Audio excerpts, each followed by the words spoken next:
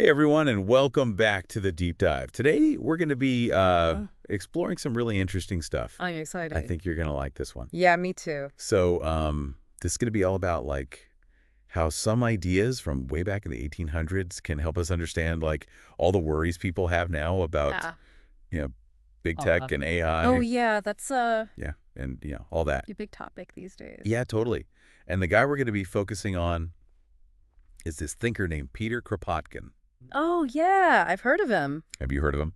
So he was this Russian prince. Can you believe that? Wow, a A prince. prince, but he totally rejected all that privilege and dove headfirst into studying how societies actually work, especially focusing on cooperation, not just all that. Yeah, cutthroat competition. Yeah, exactly. And get this, the stuff he was writing over a century ago, it's like he could see what was coming with all this technology stuff. It's amazing how relevant his work still is, right? Yeah. Right. It's like spooky almost. So for this deep dive, we've got a bunch of Kropotkin's writings we're going to be pulling from Fields, Factories and Workshops, Mutual Aid, and his autobiography, Memoirs of a Revolutionist. Those are classics. Classics. We're going to extract all the good stuff for you, don't worry. No need to read all those giant books yourself. But one thing that really jumped out at me was how Kropotkin was so into small-scale decentralized production.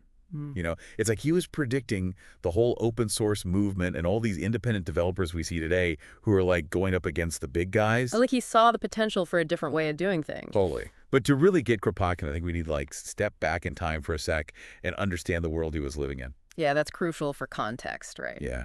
So what was going on back then that was shaping his ideas? Yeah. Well, Kropotkin was living smack dab in the middle of the Industrial Revolution. So you've got these crazy new inventions popping up everywhere, machines changing everything.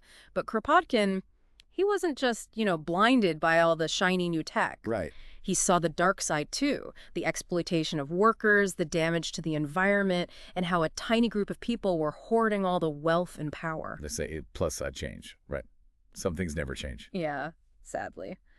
But so this really bothered Kropotkin, and he started digging into history and even looking at nature to find some answers. So he wasn't just some armchair philosopher, huh? He actually went out and observed the real world. Oh, absolutely. Kropotkin was all about getting his hands dirty, so to speak. In fields, factories, and workshops, he talks about walking for miles and miles in England and seeing these massive estates. Oh, wow. Huge. And they were only being used for pheasant hunting by rich Londoners. What? Just for fun? Yeah, basically, a rich person's hobby. Meanwhile, you had farms nearby struggling to feed their communities. Wow. That's a real slap in the face, isn't it? Yeah. So for him, this contrasts, this frivolous use of land versus the actual, essential need for it. Yeah. That became a powerful symbol of this deeply unfair system. It's talk about a visual metaphor, right? Yeah. It really drives home the point about how control over resources can mess things up. And, it makes me think about how this connects to AI and big tech today. Oh, yeah, for sure. We're always hearing about data being the new oil, right? Yeah, that's a good analogy. So if data is the fuel driving AI, and a few companies control most of it. Exactly. It's like those pheasant hunting estates all over again. Right. And what does that mean for everyone else? Like startups trying to get a foothold. Right. Or even just everyday people. So it's history repeating itself, isn't it? Yeah. Kropotkin worried about land, and now we got to worry about data. So did he have any ideas about what to do about this concentration of power? He did, actually, and they might surprise you. But before we jump into his solutions, I think we should dig a little deeper into Kropotkin's whole philosophy, Okay, let's do that. Kropotkin wasn't just a critic. He was a super believer in cooperation. Okay, so let's unpack all that in part 2 of our deep dive. Okay, so like I was saying, Kropotkin was really big on this idea of cooperation. Yeah. So he wasn't saying that competition doesn't exist or anything. Right. He knew it was a thing in nature. Mm-hmm. But he really pushed back against this whole survival of the fittest idea. Right. Where it's all about being the strongest or the smartest or whatever. Yeah, dog eat dog world kind of thing. Exactly. And he felt like that whole view was just being used to justify being selfish and greedy, especially back then during the Industrial Revolution. Yeah, it's everyone for themselves. Yeah, and that just leads to inequality and all sorts of problems. So Kropotkin is saying there's more to the story than just winners and losers. Exactly. He wrote this whole book called Mutual Aid. Oh, yeah, I've heard of that one. And in it, he argues that cooperation has been just as important for survival and progress throughout history for, like, humans and in nature. Interesting. He looked at all kinds of different species, insects, birds, mammals, So, even like, the whole animal kingdom? pretty much. And he found all these examples of animals working together. Huh. I never really thought about it like that. And it wasn't just like cute, cuddly animals either. Oh, really? Yeah, Kropotkin even observed birds of prey, like kites, cooperating. Birds of prey, like those big, scary birds. Yeah, those ones. So picture this. A kite catches something, but it's too big to carry off on its own. Oh, So yeah. what does it do? Instead of like fighting over it, the kite calls its buddies to help bring down the prey. Wow, so they're like a team. Yeah. And then they share the food. Huh. That's amazing. It's like they know there's strength in numbers or something. Right. Even Kropotkin was surprised by that one at first. That's bad. But it just goes to show that cooperation can be beneficial even in like the most unexpected places. Yeah, that's a really cool example. And it kind of challenges the whole idea of competition always being the driving force in nature, Definitely. But, okay, so you're talking about animals, but how does all this apply to human societies? Like, especially with all this AI stuff happening now? Well, Kropotkin believed that humans are like hardwired to cooperate. Really? He looked at everything from like early hunter-gatherer tribes to medieval villages and guilds. So, like, all throughout history. Yeah. And he found that working together was essential for their survival and success. That makes sense. Think about it, like sharing resources, defending themselves, building stuff, all that requires cooperation. Yeah, you can't really do any of that alone. Nope. So you're saying this urge to cooperate is, like, built into us. That's what Kropotkin thought. He saw mutual aid as like a basic human instinct, just as strong as like wanting to stay alive. Wow, that's pretty profound. And he argued that the societies that did well throughout history were the ones that encouraged this cooperative spirit. I see where you're going with this. So if cooperation is so important for human progress, then we need to figure out how to apply that to AI, right? Yeah. Especially if we're worried about a few companies controlling everything. Exactly. This is where Kropotkin's ideas get really relevant to today. Okay, I'll listen. He wouldn't have been surprised at all by the potential for technology to concentrate power. Yeah. Remember, he was writing during the Industrial Revolution when new machines were making some people super rich, Right. but also causing a lot of problems for everyone else. Yeah, and it feels like we're kind of going through a similar thing now with AI. It does, doesn't it? And so the question is, how do we bring this idea of mutual aid into the digital age? How do we make sure AI benefits everybody, not just a select few? Well, for starters, we need to look at how data is owned and controlled. If a handful of companies have a monopoly on all the data that feeds AI, that's going to stifle innovation and opportunity for everyone else. Right, it's like that pheasant hunting estate thing all over again. Yeah, exactly. We need to find ways to level the playing field so that the benefits of AI are shared more widely. I see the parallel with the land issue, but data is different, isn't it? We can't just divide it up like plots of land. So what's the solution? How do we make data more accessible and make sure AI development is driven by cooperation, not just competition? That's where things get exciting. Kropotkin would have been fascinated by the potential of technology to actually promote cooperation on a huge scale. Okay, now I'm really intrigued.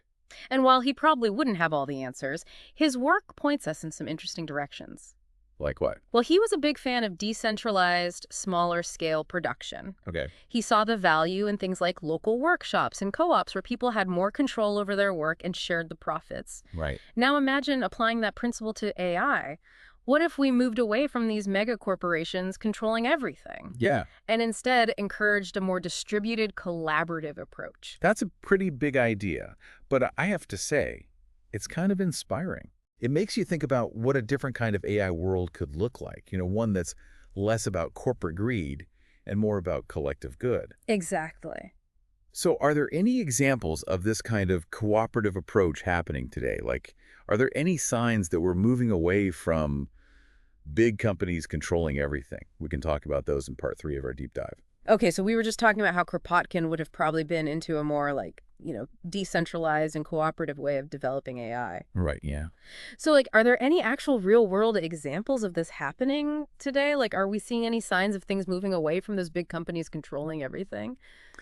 Yeah, there actually are some pretty cool developments that I think Kropotkin would have found really interesting. Okay. One of the biggest ones is this whole rise of open source AI projects. Okay. Yeah. Open source. I hear that term thrown around a lot, but No. remind me what that means, like in this context. Yeah, sure. So basically, open source means that the code for these AI projects is like publicly available. Oh. Anyone can access it, use it, modify it, even contribute to like developing it further.